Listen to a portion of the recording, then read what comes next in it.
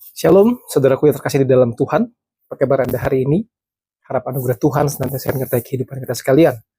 Saudaraku, kita sudah memasuki rangkaian renungan dari doa Bapa kami. Coba kalau kita perhatikan bagaimana cara kita berdoa selama ini.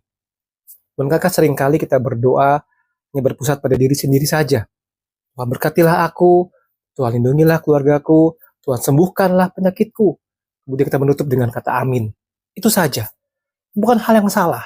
Tapi kalau kita sama-sama mempelajari doa Bapa kami, Yesus mengajarkan sesuatu yang berbeda.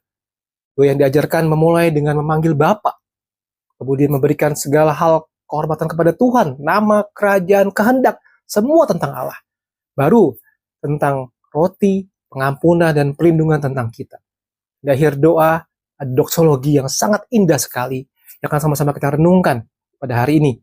Kita memulai dengan bersatu di dalam doa terlebih dahulu. Bapa kami di dalam surga, kami mengucap syukur buat segala berkat penyertaan-Mu kepada kami sampai pada hari ini. Berkatilah kami ya Tuhan dalam terus memahami kehendak Tuhan, memahami isi hati Tuhan, dan dalam berdoa, seperti ya doa yang Tuhan ajarkan kepada kami. Berkatilah waktu ini ya Tuhan, dalam nama Tuhan Yesus Kristus kami bersyukur dan kami berdoa. Amin. Saudaraku, bagian ini diakhiri dengan sebuah kalimat yang sangat penting, pernyataan iman yang sangat megah luar biasa, karena Engkaulah yang mempunyai kerajaan, kuasa, dan kemuliaan, sampai selama-lamanya. Ini bukan sekedar satu penutup yang sangat indah, tapi sebuah fondasi dari seluruh doa. Kita berdoa, kita berani berdoa karena kita tahu siapa yang kita hadapi. Juga poin yang pertama bicara soal Engkau yang punya kerajaan. Engkau yang punya kerajaan. Bicara mengenai kerajaan, kita memahami bagaimana kerajaan atau pemerintahan manusia yang korup. Kerajaan Allah adalah pemerintahan Allah yang berdaulat atas segala sesuatu. Dan Calvin berkata, kerajaan Allah adalah pemerintahan rohani di mana ia memerintah dalam hati kita dan menghancurkan kerajaan iblis. Makna doa ini, datanglah kerajaanmu. Di awal ada, datanglah kerajaanmu. Dan sekarang di akhir doa disebutkan karena Engkaulah yang punya kerajaan. Kerajaan itu bukan milik kita, saudara. Bukan milik kita. Siapa kita?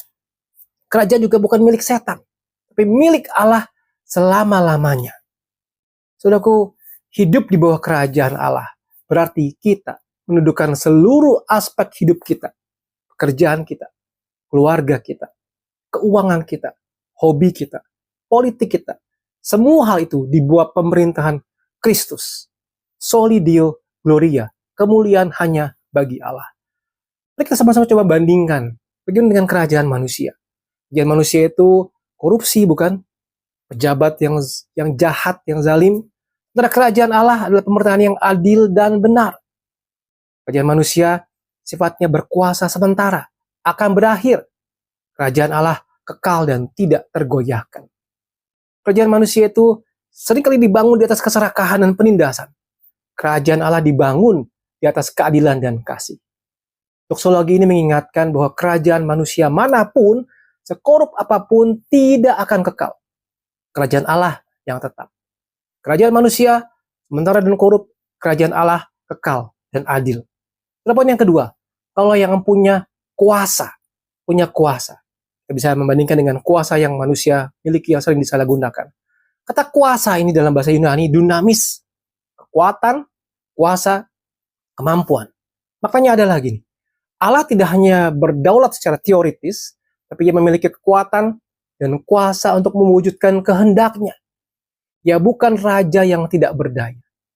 Jadi saudara, bukan cuma dia berdaulat, tapi dia juga punya kekuatan dan kuasa untuk mewujudkan kehendaknya. Aplikasinya apa? Doa kita didengar, saudara. Doa kita dijawab, saudara. Bukan karena kekuatan kita, tapi karena kekuatan Allah. Doa Bapa kami tidak mungkin dijawab jika Allah tidak berkuasa. Karena ia berkuasa, kita berdoa dengan pengharapan. Kuasa manusia digunakan untuk menindas korupsi. Kuasa Allah, kuasa yang sempurna dan adil. Kuasa manusia terbatas, tergantung pada jabatan. Kuasa Allah tidak terbatas, kekal. Kuasa manusia seringkali melawan kehendak Allah. Kuasa Allah selaras dengan kehendaknya. Jadi saudara, John Calvin berkata begini, kita berdoa bukan karena kita layak, tapi karena kuasa Allah sanggup mengabulkan. Puji Tuhan, saudara. Kita tidak punya kekuatan apa-apa. Kita berdoa bukan karena kita hebat, tapi karena kuasa Allah lah yang sanggup mengabulkan. Kuasa Allah bukanlah kuasa yang kasar, zalim, seperti kuasa manusia. Kuasa Allah adalah kuasa yang menyelamatkan, memulihkan, dan menegakkan keadilan. Jadi saudaraku, kuasa Allah adalah dasar dari setiap jawaban doa. Kita tidak berdoa kepada penguasa yang lemah, kita berdoa kepada Allah yang maha kuasa. Kita renungkan sebentar. Kita berdoa, bergumul apapun itu. Kuasa Allah lah yang menjadi jawaban dari setiap doa kita, karena Dia berkuasa menjawab. Kesimpulannya, kuasa manusia untuk korupsi, kuasa Allah untuk menyelamatkan. Poin yang ketiga, saudara, kalau yang punya kemuliaan. Dalam bahasa Yunaninya, doxa, kemegahan, kehormatan, pujian. Maknanya adalah begini, segala sesuatu yang kita lakukan, termasuk doa kita, tidak bertujuan untuk memuliakan diri kita sendiri, tapi untuk memuliakan Allah. Saudaraku, dalam doa kita seringkali meminta agar Allah memuliakan namanya melalui hidup kita. Doksologi ini mengingatkan bahwa tujuan akhir dari segala sesuatu adalah untuk kemuliaan Allah, atau kita sebut dengan soli Deo Gloria. Dan sementara manusia juga kadang-kadang juga merasa dia punya kemuliaan, bukan? Kemuliaan manusia itu bisa dicuri melalui korupsi dan jabatan. Kemuliaan Allah diberikan oleh Allah kekal. Kemuliaan manusia itu fana, lenyap seiring waktu.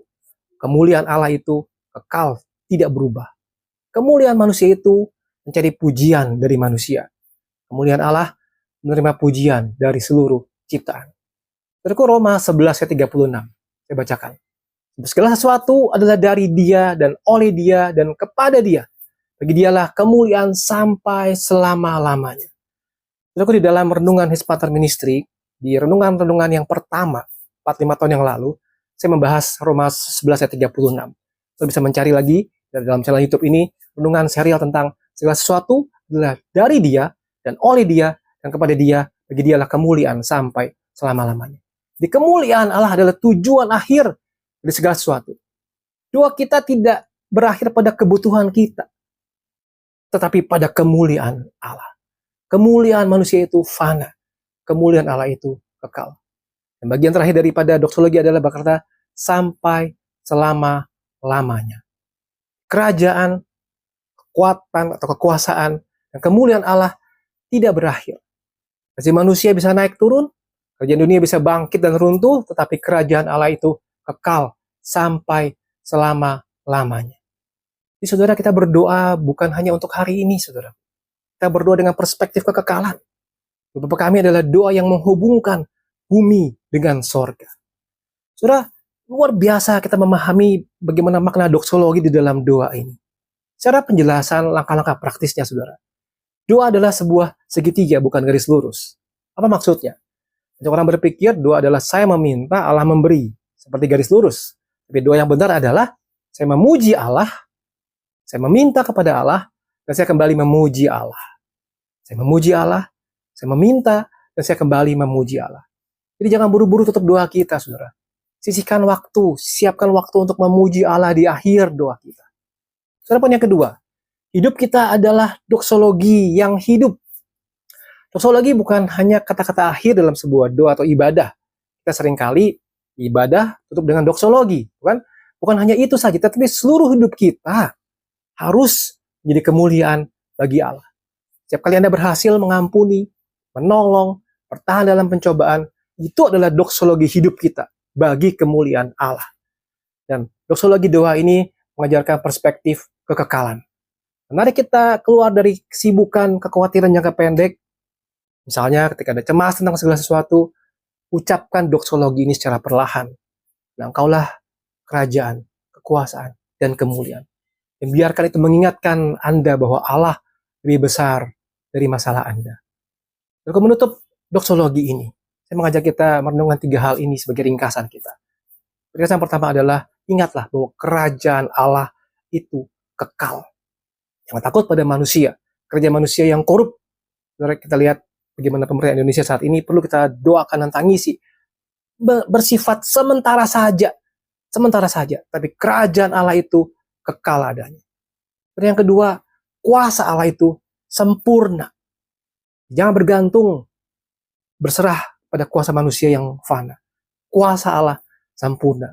Dan pada akhirnya, kemuliaan Allah kekal. Kemuliaan Allah kekal. Jangan mencari kemuliaan dunia yang bisa lenyap.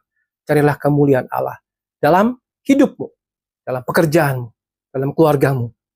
Carilah kemuliaan Allah. Itulah yang kekal.